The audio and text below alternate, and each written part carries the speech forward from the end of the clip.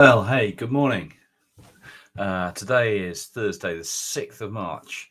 Last week, I posted something on LinkedIn as a poll, and this poll was all about the adoption of artificial intelligence in your workplace and how are you adapting to it as a person. And this is something which I've been thinking about since I've seen the results of the poll starting to come in. I'll share that with you now. We had 37 people who responded to the poll.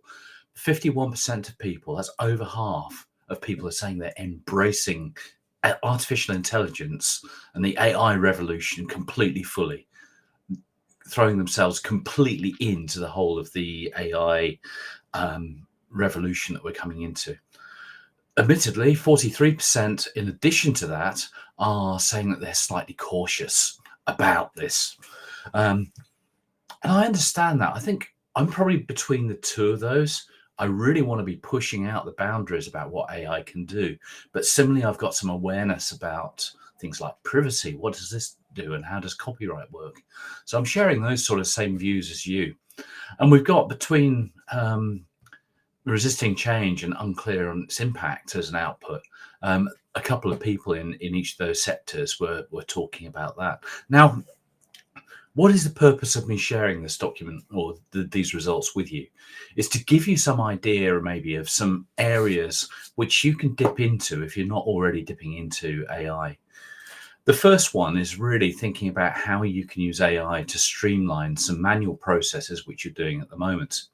So if you're going into a meeting, for example, be that online, I'm using some of the video conferencing platforms, Zoom, Teams, etc., then you can use tools which are either built into those video conferencing facilities or things like Fathom or Otter AI to record those particular meetings. If it's a face-to-face meeting, you can use Otter AI to record that meeting. What it does, it takes your text and summarizes what has happened in that meeting, pulling out some of the action points, which is really quite useful. It gets a lot of it right, but certainly I wouldn't just send it straight out to somebody else who's in that meeting without checking it. One of the other tools that I use in the same sort of context as these other voice-to-text tools is a new one called Letterly. That's Letterly.ai. Have a look at that. Basically, you can record something using your mobile phone.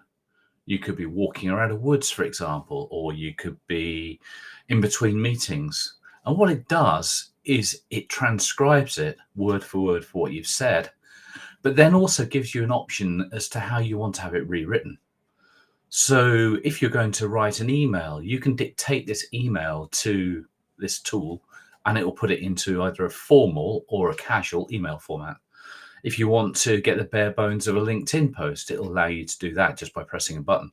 If you want to have a bulleted list, then it will do that for you. So it's actually an incredibly useful tool. Some of the other things that I think about is then looking maybe on the edge of automation and AI.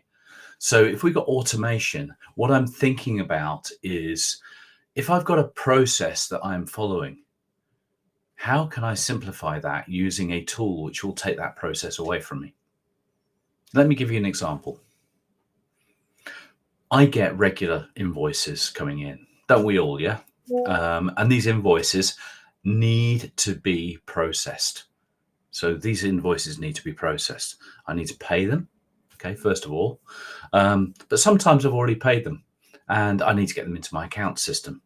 Now I can laboriously, every single invoice, drag them from my email into my accounts process. No issues with that at all. Or one of the other things I can do is have a rule set up so that certain people who send me emails, any attachments from them get saved into a folder.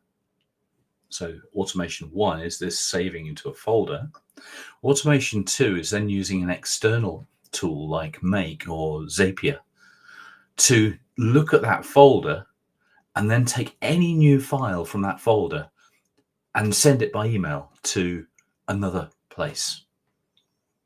Now, this is really interesting because This means now I've got a completely automated flow as to how I take an invoice and get it into my system. Now, things develop, tools change and stuff. That's just one idea. We have other things that we can think about as well. So, for example, if you've got a sales process, which means that you have a prospect or even a suspect, top of funnel suspect, and you want to follow that suspect through to a sale or through to actually, I need to get personalized about this now. I need to understand what they're really about. You can look at various different automations to help you to do that and also increase this personalization. Isn't it crap when you get emails coming through which actually mean nothing to you, which are completely missing the mark about what you're about? What personalization is about, which AI and automation can help with, is understanding what is it that interests me as a buyer and therefore send stuff to me which is going to be relevant to me, rather than, oh, do you want to walk your dog today? No, I don't. I haven't got a dog. What's going on? So there's a couple of things there to think about. The other area is also about idea generation. Now, a lot of people are thinking AI, ChatGPT or Perplexity or Claude, don't really do much with regards to creativity, because ultimately what they're doing is they're scraping the universe, looking for patterns and then replaying those patterns to you. But what if some of the ideas that they come up with, if you ask it to give you maybe 5 adjacent ideas to the idea that you're thinking about, what if one of those ideas is something that you haven't thought about or could be something that you need to be thinking about for a product launch? Or you need to be making some form of allowance for in that product launch, something that may happen or may not happen, but have a plan and a strategy as to how you deal with it. So all of a sudden, what we're seeing is AI is a friend. It's enabling you to get better at your particular role by increasing the awareness. There is another feeling that people have got in that AI is coming and it's after your job. Now, my main business is helping people to get better at what they do through coaching techniques and using technology and stuff. Yeah. So is AI going to impact me? Yeah, absolutely. And I really welcome it. Bring it on. But is it going to replace me? No, because I've got a uniqueness about how I turn up, who I work with, how I hold a space when I'm working with my clients, which is unique, which AI at the moment will struggle to do. It will not be able to give the off-the-cuff remarks or that off-the-cuff bit of challenge or insight, which potentially has been built up over 40, 50 years worth of time on this planet. So is it after your job? No, I wouldn't say AI is after your job. I think what it is an adjunct to your job, and I think it can make us more effective. There's a few ideas there, okay, to think about. I may be preaching to the converted here. I may be preaching to people who really get what AI is about. So if that is you and you got some ideas as well, underneath this is some comments. Drop in the comments what you're using AI for. If it's different, if it's wacky, it's way out. So for example, could it be that you are wanting to develop entrepreneurial ideas about something? Maybe you've got an AI that works for that. One of the things I've played with is coming up with ideas and then getting the AI to come up with prompts which can develop those ideas further. Hold on a second. You're getting the AI to write prompts to talk to itself. Yeah, I am. But ultimately, if we can get stuff to do stuff more effectively for ourselves to get better output, surely that's what it's all about. So drop your thoughts, drop your ideas just below. It'd be great to hear from you. The call to action here is simple. Just embrace AI a bit more. Give it a little bit more credence in what you're doing.